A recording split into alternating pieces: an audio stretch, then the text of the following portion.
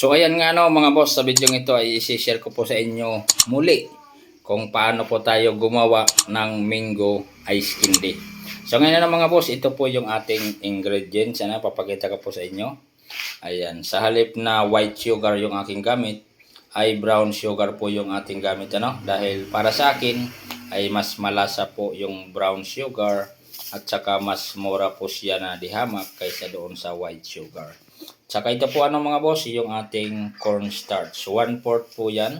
Then mayroon din po tayong 2 gatas. Ayan, din mayroon po tayong mango powder. Ayan, wag po natin damihan dahil medyo maasim po yan. Then mayroon din po tayong ating secret ingredients. Ayan, kaya lang hindi na po secret yan dahil ibabahagi ko na po sa inyo yan. Yung ating mahiwagang asin. So ayan mga boss, ayan po yan. Hindi lang po yan mga boss, mayroon din po tayo dyan mangga na fresh ano. Kaya lang wala akong may pakita sa inyo ngayon na mangga na fresh dahil wala pong pasok. So hindi pa ako bumili ng mangga na fresh kaya baka masira. Yung nilalagay po natin dyan na mangga na fresh mga bossing is 2 peraso na malalaki. Ayan, mahigit kalahating kilo po siya. Kung hindi pa ako nagkakamali nagkakahalaga po siya ng 60 to 70 pesos. So ayan mga boss, ilalagay na po natin yan dito. Ayan, bali ano po yan, yung ating asukal ay 1 kilo po yan. So ilalagay po muna natin yan dito.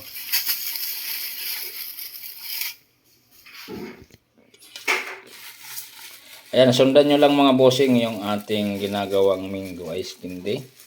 Ayan, medyo 1 kamay lang yung ating gamit ano. Para yung 1 kamay siyempre dito sa ating cellphone.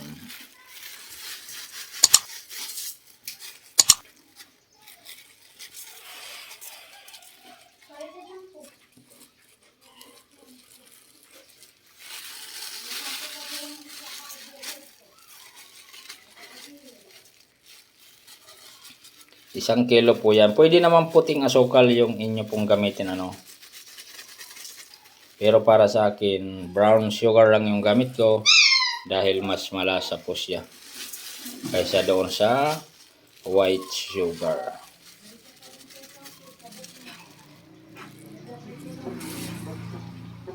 So ilalagay na po natin itong ating cornstarch. So yung iba mga boss ay tinutunaw po muna nila ito sa tubig bago po nila ilagay. So ako hindi na, diskarte lang yan.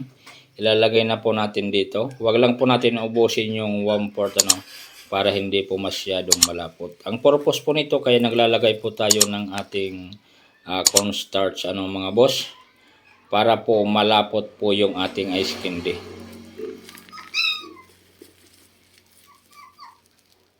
So mayroon po siyang tirang ganyan.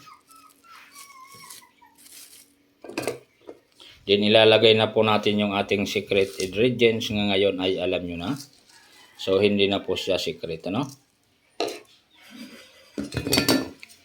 At saka natin hahaluin ano mga bossing. Hahaluin po muna natin yan.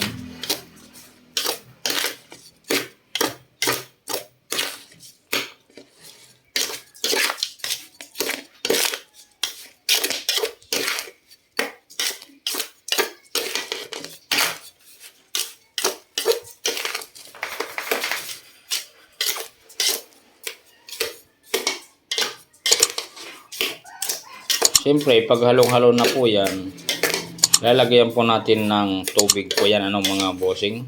Yung ilalagay po natin dito na tubig, siyempre is yung mineral water, para makatiyak po tayo na malinis. Siyempre, yung pinagbibintahan po natin ito ay mga estudyante, mahirap na magkamali. Kaya dapat para sure ay mineral water po yung ating pong gagamitin.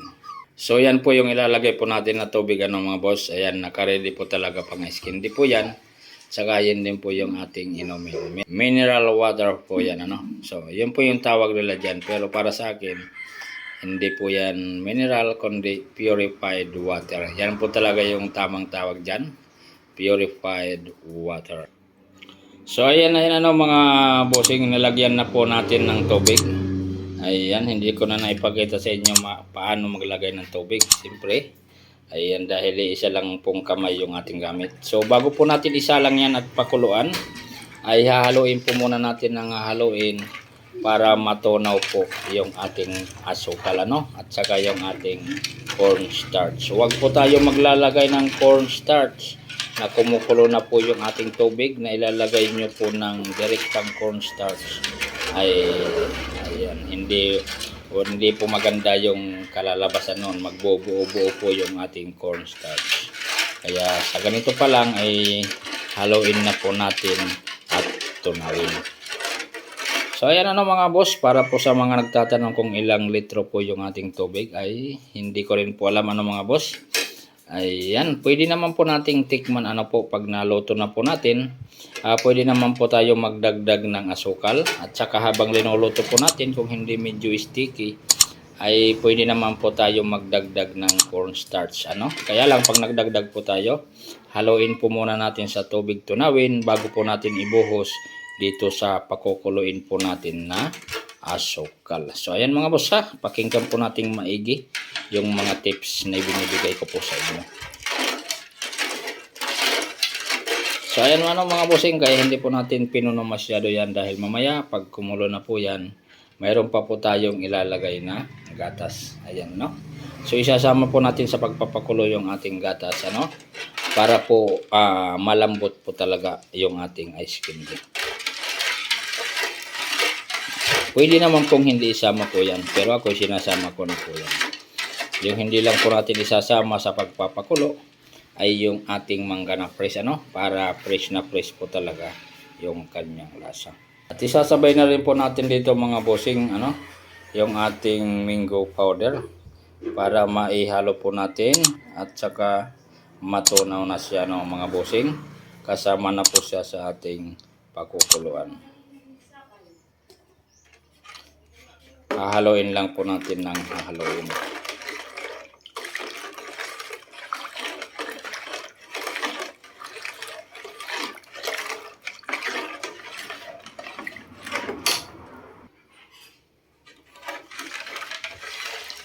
So yun ang ano mga boss, tapos na po natin haluin, no. Tunaw na po yung asukal, saka tunaw na rin po yung mango powder, din tunaw na rin po yung cornstarch. So ilalagay na po natin, isasalang na po natin sa apoy.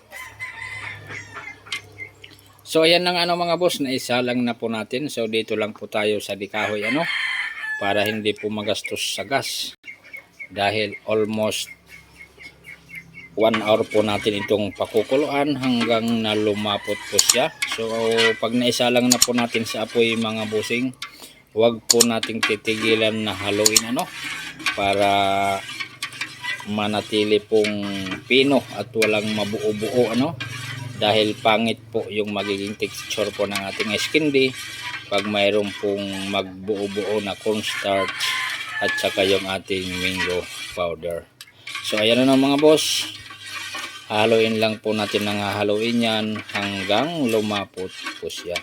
So subaybay lang po tayo mga bossing, marami pa tayong tips na ibibigay sa paggawa po ng ating masarap na mango ice candy, ano. Pwede po tayong hindi maglagay ng mango powder kung wala naman po tayong mabilihan, ano. Damihan mo lang yung mango na fresh, ano. Kaya lang ako naglalagay ng mango powder dahil yung mango powder is mabango po siya at mayroon po siyang pagkaasim konti. So mararamdaman mo lalo yung fresh mango pag mayroon pong ganon, ano. Isa na namang tips yan mga bossing. So yan mga bossing, stay tuned lang po tayo. So ayan nga no mga boss, ayan oh, makalipas ang 3 araw na haluan, ayan oh, kung mapapansin po ninyo, nag-iba na po yung kulay niya. Then medyo malapot na po yan oh. Medyo malapot pa po yan. Mas lalapot pa po yan mga bossing, ano, pag lumamig na po siya. Ayan mga boss, ayan, ganyan na ganyan po yan, ano.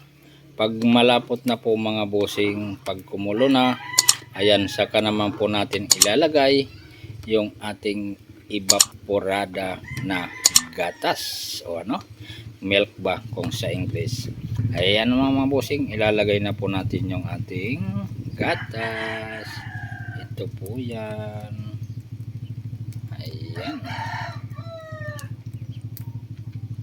Para maisama po siya sa pagkulo. Ayan. Yan lang po yan yung mga secret dyan mga bossing. Para malambot po talaga yung texture ng ating ice candy.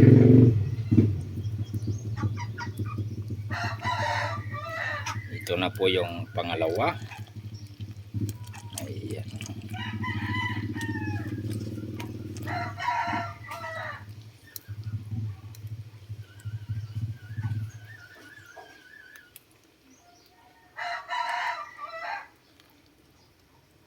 Tak-tak lang natin ng konti. Tak-tak mo, itak-tak mo. So bali dalawa po yan mga idol. Ayan.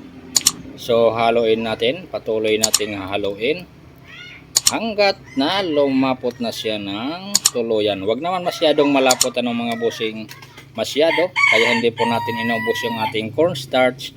Dahil pag sobrang lapot po siya, okay lang naman, kaya lang may hirapan po tayo sa pagbabalot. So isang tip na naman yan mga idol ha.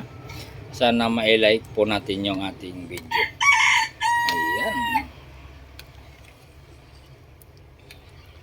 Napakasarap mo yan mga bossing, lalong lalo na po pag nalagyan po natin ng mangga. Sa totoo lang mga bossing, kung mayroon po kayong kabiguan, ayan, pagsikapan nyo lang po na matikman yung aking mango ice candy, ay panandalian po ninyong malilimutan ang inyong mga problema. Ayan, ganyang kagarantisado, ganyan ako kasigurado na masarap po yung aking mango ice candy. So yung ating apoy mga bossing, pag ganyan na po ibawasan po natin. Bawal pong malakas, hindi rin po pwede yung mahina, kaya dapat po ay tamang-tama po lamang para suwabing-suwabe po yung texture po ng ating ginagawang ice candy. So ayan, kung wala po kayong panggatong, ayan, kung marami po kayong gasol, ayan, pwede naman po kayo sa gasol po ninyo magpakulo ayan ayan malapot na po yan. Huwag nyo pong titigilan na haluin mga bossing, dahil magbubuo-buo po yan. Ayan, dapat halo lang po ng halo hanggat na maluto. So ayan mga boss, dahil nasa po tayo, nasa apoy, malapit po yung ating cellphone kaya hindi na po natin tatapusin yung hanggat na lumapot po siya. Mamaya papakita ko po sa inyo pag iaahon na po natin. Nabibigyan ko po kayo ng tip kung paano po natin mabilis to na mapapalamig mga bossing, lalong lalo na po kung nagmamadali po kayo. Siyempre meron po kayong naririnig na mga tilaok ng manok dahil nasa probinsya nga po tayo. Ayan, katunayan lang po yan, nasa probinsya po tayo mga idol. Sa mga gusto magnegosyo ng skin dead dyan, ayan swak na swak po ito ngayon sa tag-init. Ayan, konting pakulo pa po yan mga bossing, pakukuluan pa po natin ang pakukuluan yan hanggat na lumapot po siya, maluto po ng maayos yung ating cornstarch. Siguraduhin po natin mga bossing, sa mga gumagawa ng skin candy dyan na may cornstarch, dapat lutong-luto po yung ating cornstarch para hindi po malasahan. Ayan, dapat lutong-luto dapat mineral water yung ating gamit o purified water para siguradong malinis. Siguraduhin po nating malinis bawat pagkain po ng paninda na ating ginagawa. Ayan, lalo na pong mga estudyante po ang kumakain po nito. So ayan nga mga boss, ayan, naiahon na po natin hulaan nyo kung bakit nasa planggana po siya. So ayan, isang tip na naman yan mga boss, kung nagmamadali po kayo na balutin dahil matagal po yan lumamig, dahil may cornstarch po yan at malapot. Ayan, matagal po yan lumamig mga bossing, kaya kung gusto nyo mabilis na lumamig, ay kukuha lang po kayo ng planggana, ilalagay po natin yung ating kaserola, Siyempre, lalagyan po natin ng tubig. So may tubig po yan mga bossing. Ayan, para po yung init po ay mapunta po dito sa tubig. At kung nagmamadali po kayo talaga, ay tutukan nyo na po ng electric fan. So ako, hindi naman ako masyado nagmamadali, kaya wala pong electric fan yan para makatipid din po tayo sa kuryente. So tubig lang po yung aking gamit mga bossing. Bantayan lang po natin itong ating tubig. Pag mainit na po siya, pag hawak po natin na mainit, palitan lang po natin mga bossing hanggang lumamig po yung ating babaluting ice candy. So ayan mga bossing, isang tip na naman po yan. So ganun lang pong style para mabilis na lumamig yung ating babaluting ice candy. So ayan na nga mga boss, malamig na po yung ating gagawing ice candy. Siya nga pala mga boss, nagdagdag po tayo dito ng 1/4 na asukal. At saka itinunaw po natin yun sa mainit na tubig. Saka naman po natin ilinagay po dito. Kaya punong-puno po ngayon yung ating kaserola. So ayan mga boss. Ito na po yung ating mangga. 2 piraso po yan na malalaki. Binalatan na po natin yan. At hiniwa-hiwa na po natin dahil nasira po yung ating blender. Ay gagamitan na lang po natin yan ng tinidor katulad nito. Para masigurado po na pinong-pino at mag-absorb po yung lasa po dito po sa ating gagawing ice candy. Sa huling bahagi nitong ating video mga boss ay i-share ko po sa inyo kung magkano po lahat ang ating naging puhunan nitong ating gagawing ice candy. Yung ating mango ice candy. So ayan mga boss, dahil wala pa akong cameraman ay babalotin ko lang po ito. Pagkatapos po natin magbalot ay papakita ko po sa inyo at i-share ko rin kung ilan piraso po yung aabutin nitong ating gagawing ice candy. So mga boss, ito na nga tapos na po natin balutin yung ating ice candy. So ayan po yan marami-rami din po yung ating nagawa. Bali nakabuo po tayo ng 155 pieces. Ayan 155 pieces. Ayan, times 5 po dahil tag 5 piso lang po yung aking binta po niyan 155 times 5 ay bali pumapatak po yan ng 775. So nandito po yung ating mga ingredients mga bossing at kung magkano po lahat yung puhunan. So yung ating ingredients po is 1 1/4 na sugar. Brown lang po yung aking gamit, yung wash. Bali 85 pesos po yan. Then yung ibap, yung 2 lata na gatas is 60 pesos. Then cornstarch, bali 1/4 lang po yan, 13 pesos. Yung plastic po natin ginamit po dyan mga bossing is 2 by 1/2. Ayan, bali 22 pesos. Din yung mangga ay pumapatak po yan ng 40 pesos 2 piraso po yan na malaki. Din yung powder is 50 pesos. Yung powder naman po is 2 beses po natin magagamit dahil marami po yun. Yung 50 pesos per kilo po yun. So bali yung pumapatak po na puhunan is 245. So yung bali kalalabasan po niyan lahat 155 pieces times 5 ay bali pumapatak po siya ng 775 minus yung puhunan po natin na 245 ay mayroon po tayong i-incoming po diyan na 530. Siyempre mayroong gagastos pa po tayo diyan ng kuryente. So ililis na rin na lang po natin yon. So ayan mga boss, tapos na po tayo dyan. Ilalagay na lang po natin sa freezer po yan So sa iba, yung bintahan po nito is 10 pesos. Pero sa akin po mga bossing is 5 pesos lang po yan. Masarap po yan mga bossing dahil hindi po yan tinipid sa ingredients. Masarap po yan. Tamang-tama po ito para po sa mga gustong magnegosyo ng ice candy. Ayan, patok na patok po ito ngayon. Lalong-lalo na po tag-init po tayo ngayon. So ayan, salamat po sa inyong panonood. Ayan, makisuyo naman po ako kung nagustuhan mo yung video na to. Pa-share, pa-like. Then, pasubscribe na rin po sa aking channel kung hindi pa po kayo nakasubscribe. Thank you for watching. Hanggang sa muli, ako po si Melvin at ito ang aking TV.